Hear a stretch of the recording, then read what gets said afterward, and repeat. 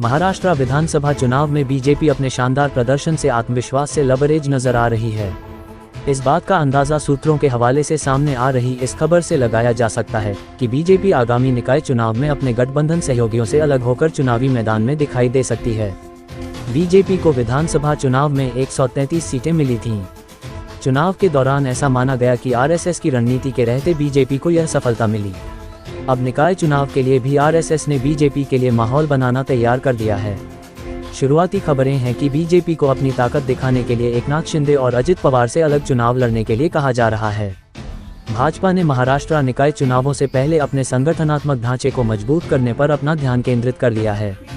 Party ने एक मजबूत सदस्यता अभियान के साथ साथ बूथ, मंडल और जिलों के प्रमुखों की नियुक्ति के लिए अपनी संगठनात्मक चुनाव प्रक्रिया शुरू कर दी है। अब सवाल यह आता है कि बीजेपी अकेले क्यों चुनावी मैदान में उतरने वाली है।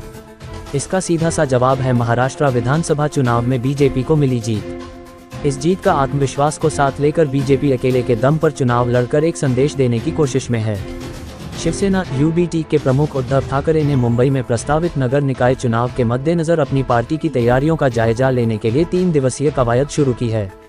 शिवसेना यूबीटी विधानसभा चुनाव में मिली करारी हार के बाद अब निकाय चुनाव में अपने प्रदर्शन को बेहतर करने की ओर ध्यान दे रही है।